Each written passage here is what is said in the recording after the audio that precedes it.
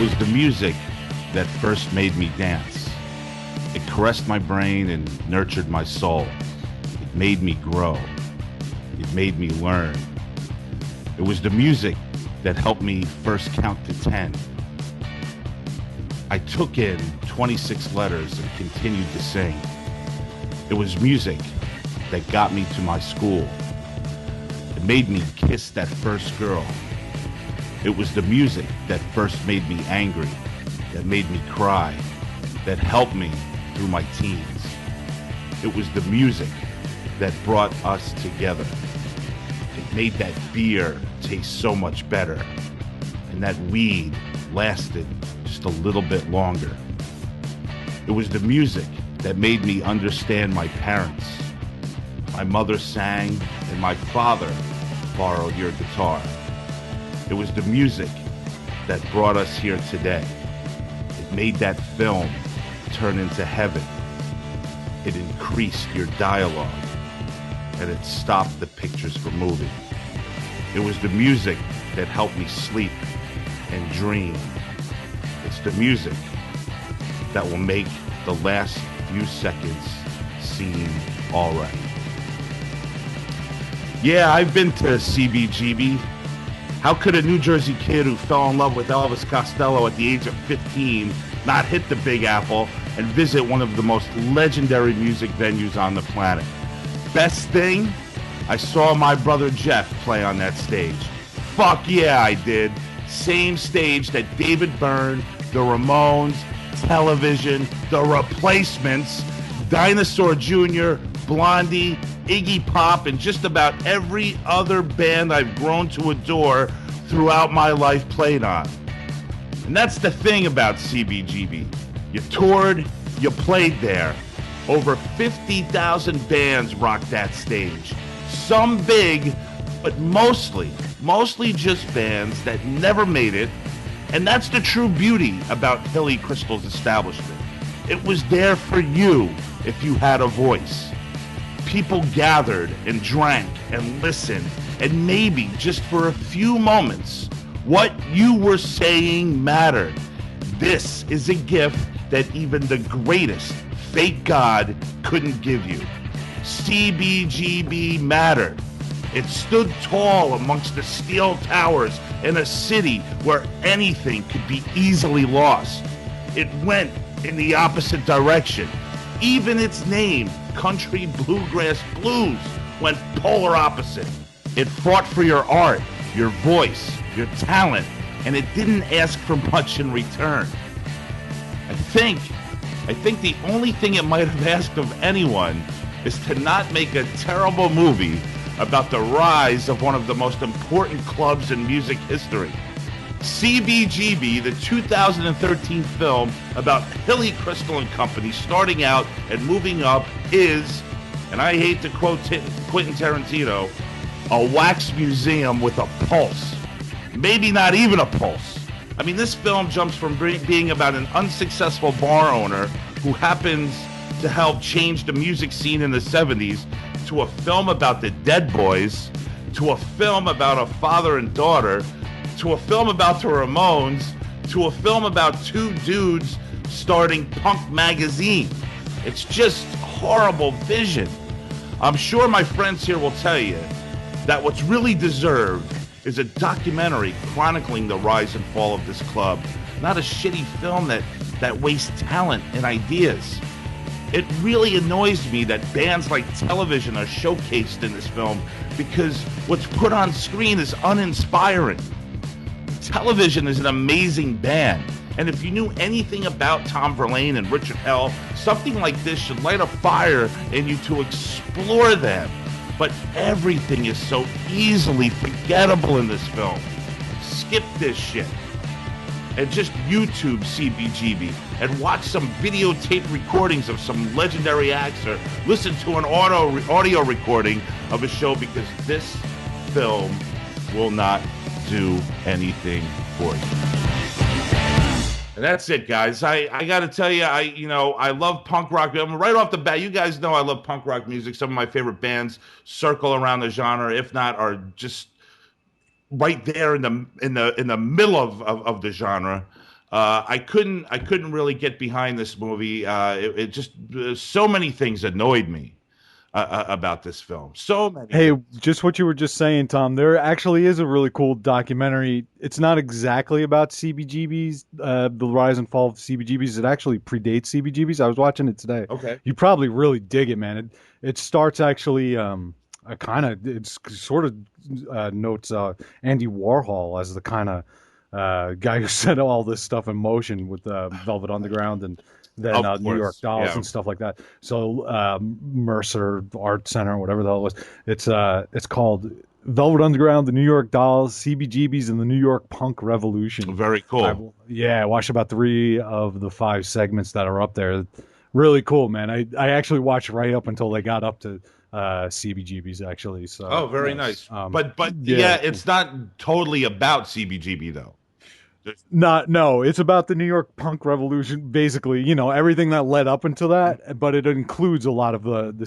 CBGB stuff. Well, yeah, I mean, there's no doubt about it. There has to be so much raw material out there that you could easily put together a documentary. Now, I'm not sure if there is one or isn't one. I don't know. I don't know if somebody's working on one. Who knows? You could probably. There's a lot of material up there though too. I saw like a bunch of interviews with Hilly Crystal when they were closing the place down a I'm few years saying, ago. man, there's There's a just lot so of much. It's there's a all lot well of material documented. about that stuff. Yeah, I mean, there's Yeah, so it's all much documented. documentation. I mean, from the bands to so many television interviews to, I mean, you could just talk to, I mean, you could just talk to the best of the best, whoever's still alive in that 70s punk rock world, and you could Yeah. just make an incredible film, I'm sure, because this. It's up there, dude. Yeah, check it out, man. Yeah, it's exactly what you're Yeah, describing, man. because It's, this yeah, this definitely movie check it doesn't out. do anything. It's just so bizarre and So you kind of said something interesting. Wax museum with a well, pulse, like it's that. What it's a that's line. that's a It's a line Tarantino. from Pulp Fiction.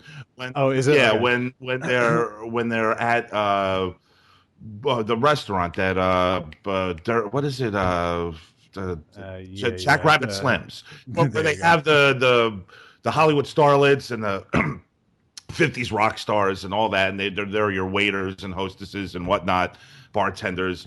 Right. So by that you meant like it's just like a dead thing that they're trying and that honestly, is that what you're taking offense to? Like that it's It's just so bad to watch it's like you watch a movie like Control, let's just say, and you get these four actors to reform this group and make that musical magic. I mean, they're not like using the original studio recordings. They're actually playing this music and yeah. it just sounds and feels so much better like you're there. And this shit is just like they're just throwing, an MP3, and I and they're gotcha. just, like that scene at the end with Sting is just so ridiculous looking. Like they got this Yeah. kid, he's like 12 years old on stage singing Roxanne. It just doesn't even. It just looks silly. I You know? gotcha. And the movie itself is just it's all over the place. It Oh, doesn't. it's terrible. There's no vision to that movie No, it's whatsoever. It's it's it's from such, one thing, one topic to, and then all of a sudden, in the middle of this movie, I'm like watching a biopic about the Dead Boys, like out of well, nowhere. I think one of the Dead Boys had something to do with this film. Because and everything you said was so great. Leading up to the fact that this movie's a turd, Hmm. but you got to think that there's been other movies that have been on the table for CBGB, It and has to be. the fact that this one gets made by really a hack director who is now a bona fide actual criminal. Wow. That What is it? How's that? he's the guy that did the was doing the Allman film that killed the person with the train. Oh wow. Oh, The Greg Allman biopic. I didn't hear about that. Enlighten me. So this Enlighten me. director, who has a reputation going back to this film CBGB of really just being a little bitch and like not getting permits, doing things completely in unsafe ways, and kind of screwing people over in the process in the different cities he films in, just kind of leaving a trail of waste behind him. So he was recently last year working on a Greg Allman biopic, and they were filming this dream sequence on a bed on some train tracks on a railroad trestle with Will. Oh God, what the heck? I'm blanking on William Hurt was in this scene. Mhm. And no permit, no, not doing it legally, no security, no nothing. And of course, a train comes along, and they all have to bail. And I think a production assistant ended up getting killed. Wow. And so the payoff to that is the dude is actually going to be spending some time in jail and is Wow. banned from making movies for 10 years. Wow, that's it's It's pretty like punk, John actually. Landis went through that like kind of experience where he had children working late at night and they shouldn't have been Yep, working, and there was a horrible accident. This is how Vic Moreau died, like in that's right. a helicopter scene. This happened for the Twilight Zone, the movie, That's right. and Vic Moreau died. I think the kids died, I believe, and he was put on trial for murder. Yes. And I think he beat it though. He got a pass. Yeah. Yeah, he got a pass. But no, this guy kind of had a really But bad this guy reputation. seems like a dick, so they didn't give him He's a a no, pass. no, this dick didn't get a pass. Yeah, oh my God. But the movie is like, yeah, Adam, you said it too. There's just no vision to Nope. this movie, and it sucks because this is a legendary story with legendary characters, and even more annoying. And this is what really frustrated me because Alan Rickman is really, really into this role. In my opinion, and he's a really good actor. I mean, one hell of an actor, and you get, Hmm. and you're giving him nothing to really work with, and I think that's a damn shame, man. Again, the movie's just fucking all over the place. Billy, what's your feeling? Skip this shit. I love it. I love it, Tom. Yeah, it is a wax museum, man. It plays it plays a little bit like one of those Broadway musicals they do now, where it's like the greatest hits of Billy Joel with a minor plot, and it's like of all the plots, it reminded me of those old 1950s musicals where it was like, grandma's going to lose the old family property, so a bunch of theater actors go up and stage a show in the old barn. Like it just has this cheeseball, like everyone at the end sort of stands around and applauds this guy, and it's like, yeah, I mean, yeah, he sounds like an interesting character worthy of a good movie. Obviously, Yeah, yes, yeah. it's worthy of a great story.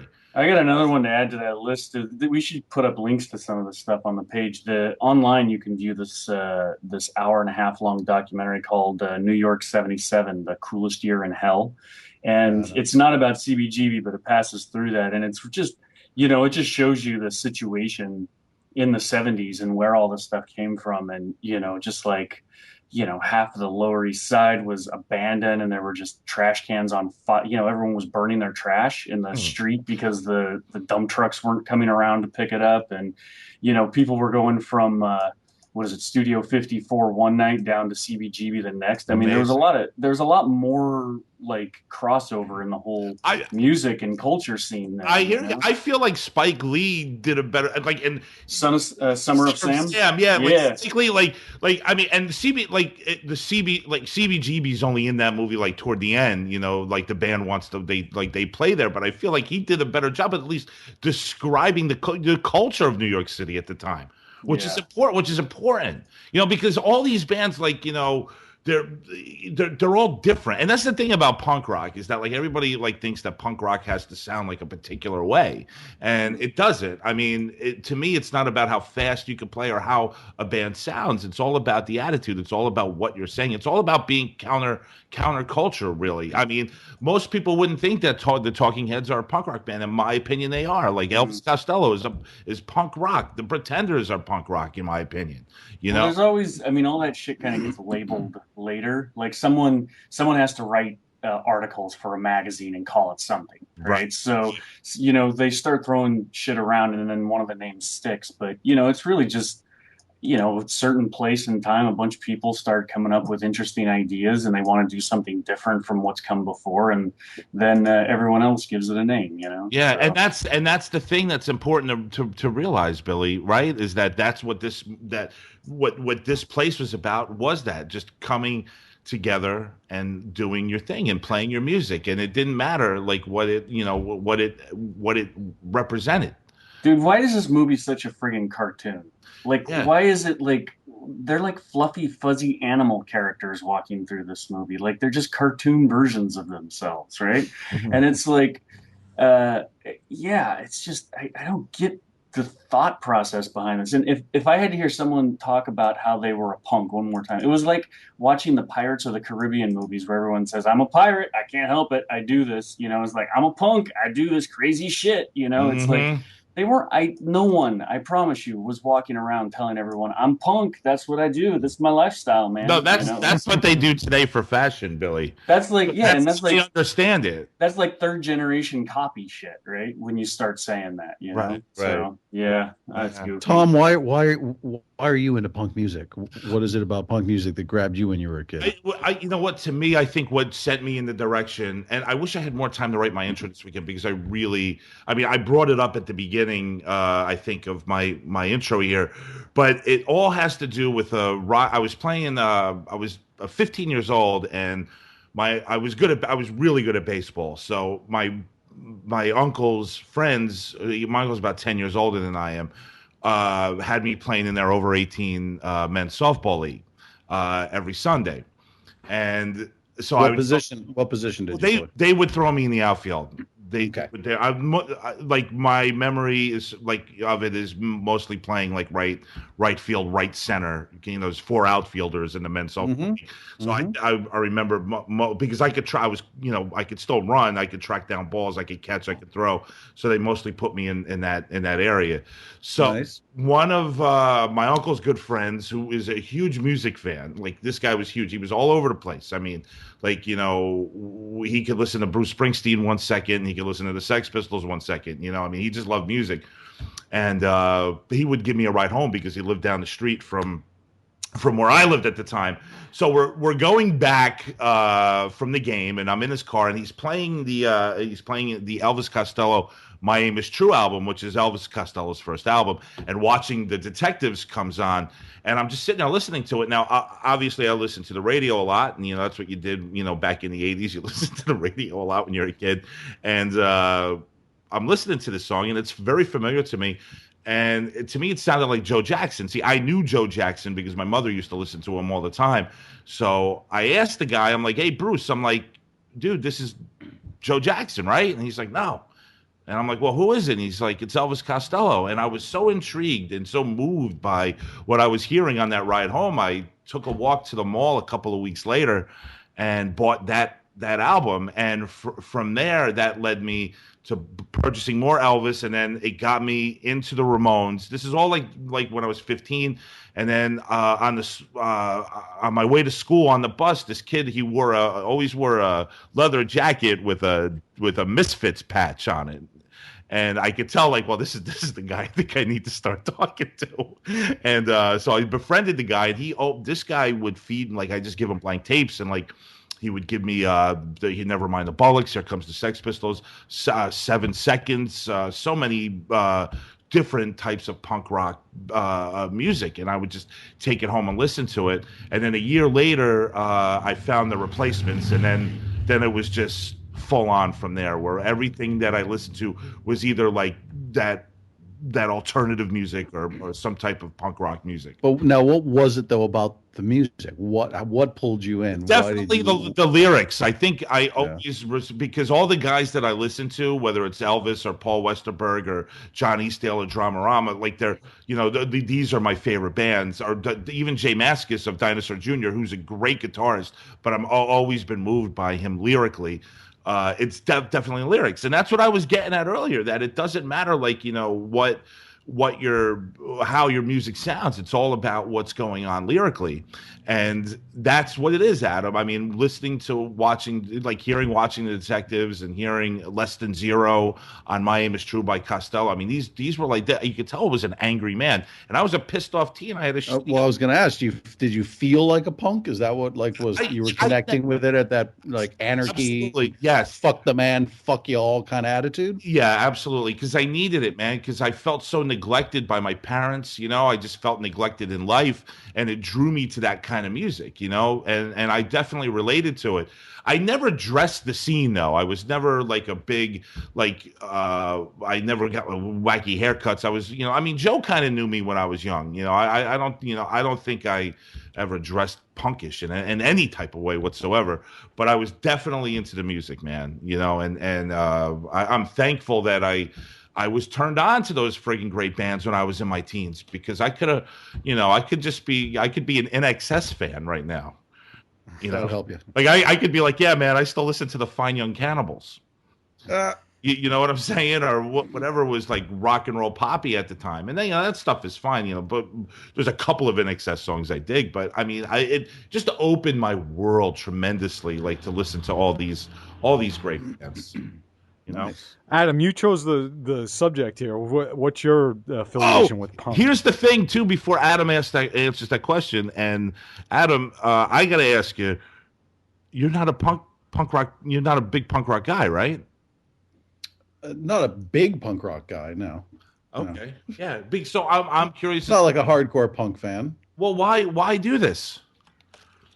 Well, it doesn't mean I'm not punk. I mean, there's the ethos of the whole thing is exactly what I am, and I did find punk music in my teens, and I did go to punk a few punk clubs that were out here in LA with some friends, and there was a brief time where my hair was kind of like a sort of apricot pink sort of color that I went with for a little while just to kind of fuck it up. But are you a big REM guy like Max? No, I never got too far into REM, but yeah.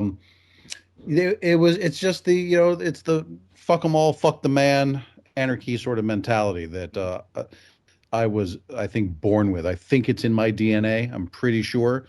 It's just my nature. So I definitely, the whole punk movement resonates with me very much.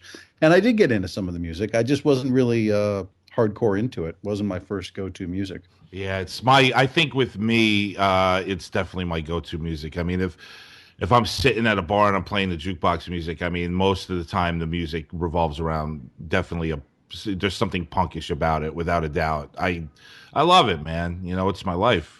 And unfortunately, we don't have Jeff here, who your brother, who is the biggest punk I would imagine on the show since he plays in a punk band. Yeah. I mean, he played at CBGB. So. Yeah, I mean, Jeff and I, Jeff and I were in a band for years, and we played, all over, this tri-state area. What do you play, Tom? I sang in the band. Badass! I didn't know you did that. Yeah, it was a lot of fun. I mean, it was mostly due to the fact that Jeff was just a really talented guitarist. I mean, he picked up the guitar when he was like 13, 14, I think. Maybe a little bit younger, actually. And he was just already like just able to play out and be creative by the time he was 14. And awesome. we started a band when he was 15 years old. I was 24, he was 15. And it was great. I mean, the first gig we played was at the Stone Pony in Asbury Park. I mean, that's a legendary stage, too. That's a great place. Yeah, it's a really great place. And it was a real honor to play at a place like that. But, when we were playing like in the late 90s, there was still some remnants of some places in New Jersey, like the Stone Pony or the Brighton Bar in Long Branch still catered to original acts and stuff. And it wasn't any kind of a legendary or great scene, but there were still people out there that really cared to put you up on their stage. New Brunswick had a pretty good scene. Well, that's where right, and that's where Jeff with his band the Ergs, and like they've toured all over the place, the Ergs, and they still have a legion of fans. They were really kind of getting a little bit popular when they broke up because Jeff didn't want to play this fluffy punk, like Green Day-esque punk, punk. He just wasn't into it anymore. He wanted to do something else, and that's why he started this new band. And but absolutely, Joe, New Brunswick was the scene for him. Like that's where he cut his chops with that band. I mean, I remember stumbling into a few bars. And not just bars, but seeing a scene going. But the big thing in New Brunswick for a long time were these underground house parties. I've been like when I lived up in that area, I, especially as a teenager, when I lived in Edison, and my friends were all in college, man, I used to get dragged to a lot of these just like fucking huge parties. And in the basement, like 3 local bands would play, free show. And you would just sit there and listen to these dudes, basically just form sounds. And it was awesome. It was really awesome. Of course, man. Yeah. Definitely. But New Brunswick definitely, I assume it still has some kind of a scene. I'm it sure always most college will. towns do. Yeah, Absolutely. I hope most college so. towns do, but New Brunswick is just unique in how big it is and Yeah. how many kids are there Hmm. and how it is almost in like an urban area. That's Yeah. just it's not as big as New York or whatever these larger cities, but What's, it's a pretty good scene on there. there was a place downtown. What the hell was the name of the place downtown? Oh, it's gonna bother me now all night. I'm gonna have to look it up. Not the state. No, not the State Theater. No, there was a club down there. Oh, I don't know. Which I can't remember, but I don't know. So he played at CBGB's. How were you there? So you were I there when saw he my played? brother play at CBGB. Yeah, So what is That's what was pretty that? awesome. I've walked by the place. I've stuck my yeah. head in there, It was but I never actually hung out. in there. really, really dirty. Yeah, that's And what they I were hear. very, very strict too, because at the time that I went, New York just changed the law where you couldn't smoke cigarettes inside of the bar, Right. which was just really weird going to CBGB where they're like you had this strict rule, like as soon as you get in there. And here's the thing, once you were inside the place, you could if you went back out, you had to pay to get back in.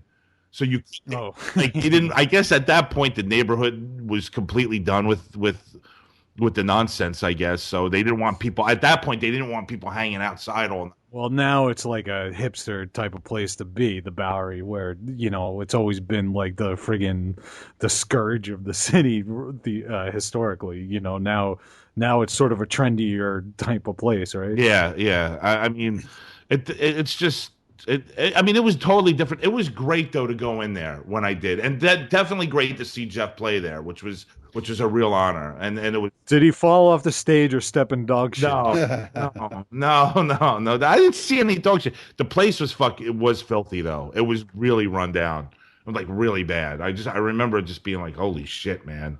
Like it was a wreck by then. But you get the feel when you go in there. I think it was always a wreck, according to this movie. Yeah, because look at the guy that ran the place. He just had this like, all right, okay. Yeah. Well, I got to tell you guys that as much as I see every point that you guys are making, and I don't want to say that this is a great movie or a good movie even, but I didn't have fun watching. I had a few beers. It was the first movie I've watched in probably 2 weeks, and I sat down, and I don't know all that much about the punk scene or the history of it, so Yeah.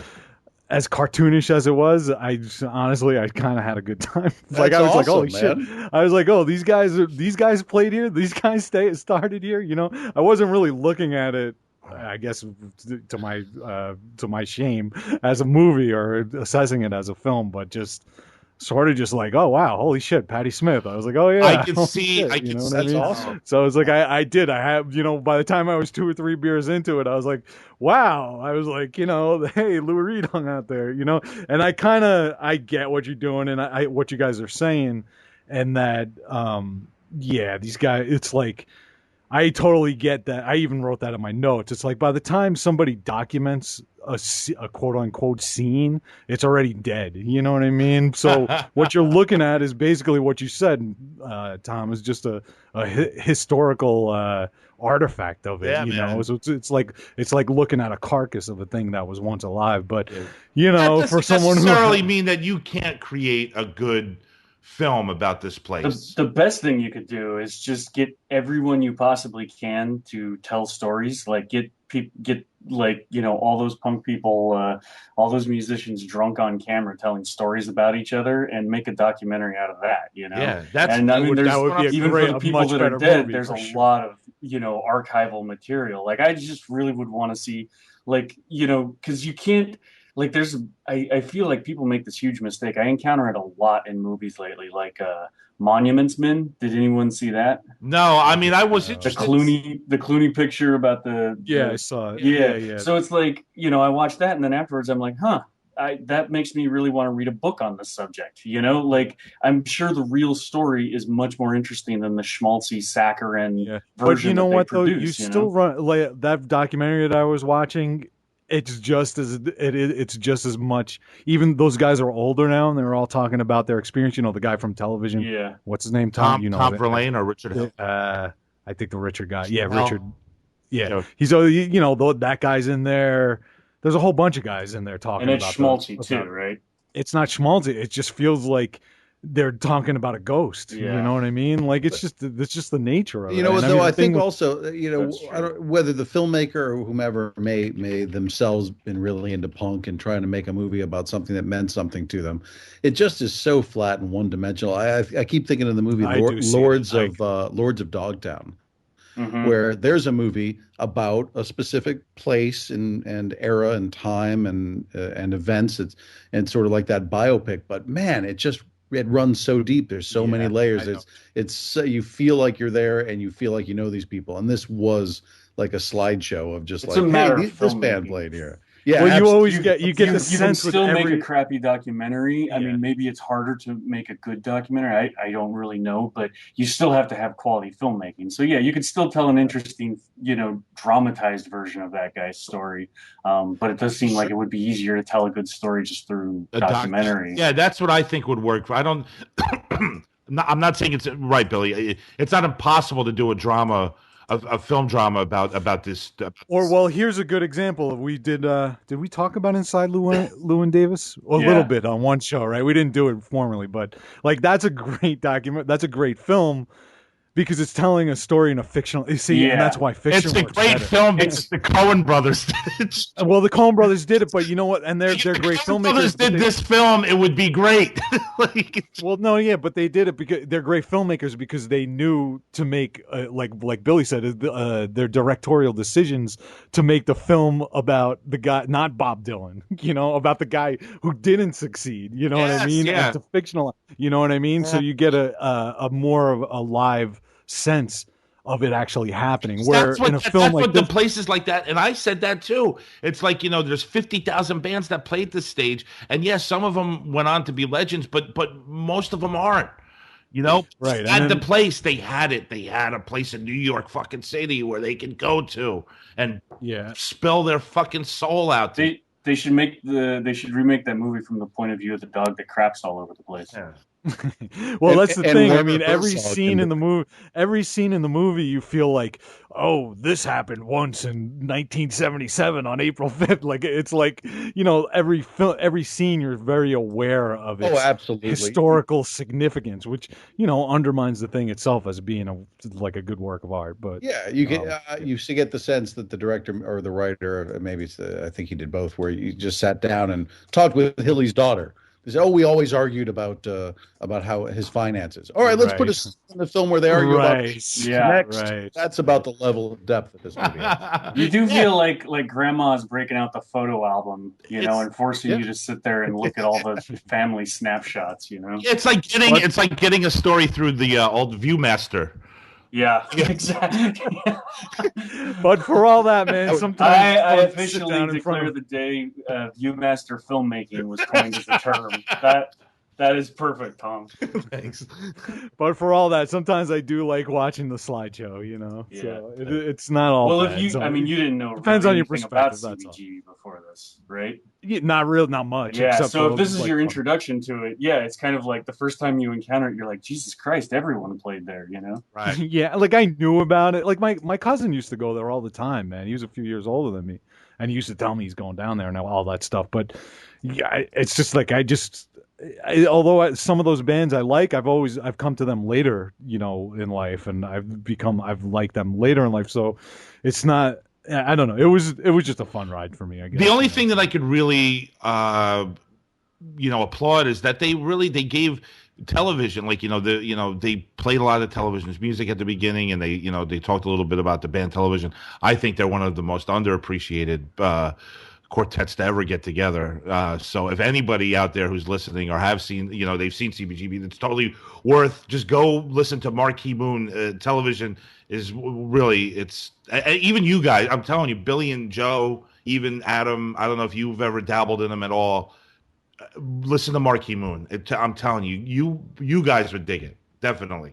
I do have that album. I have listened to it. So you appreciate it. Yeah. Yeah, awesome. I mean, some of those bands took me a while to figure out because it was like, they're so low key compared to like the sound is very different. I think when they came out in the '70s, everyone was like blown away by the sound because I mean they must have played incredibly loud and probably sounded pretty dissonant and everything. Mhm. But by the time I was listening to music seriously in the '90s, they all already sounded a little bit quaint, But yeah, over the years I've gotten a lot more of that and Velvet Underground and all those like low key bands from the late '60s and '70s out of the New York scene.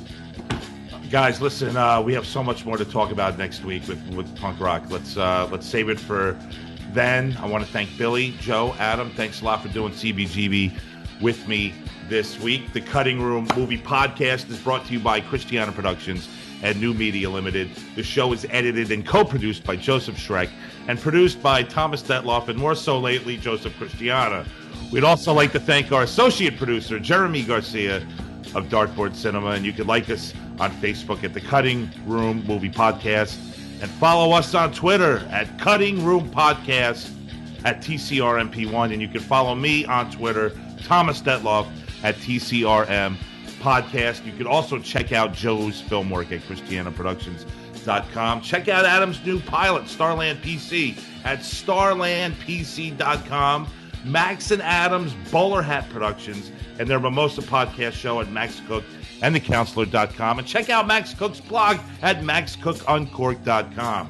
Music from The Cutting Room is done by the Zillatones. Check them out at www.zillatones.com or search for the Zillatones at ReverbNation.com.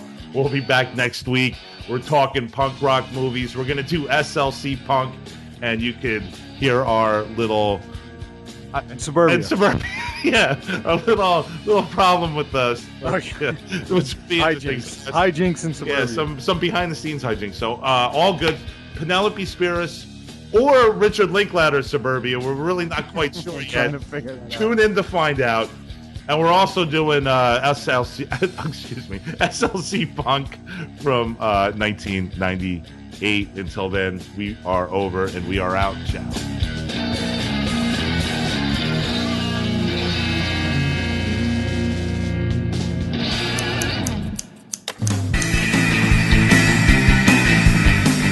Tune in next time to satisfy more of your strange desires. The Cutting Room Movie Podcast. We do chicken right.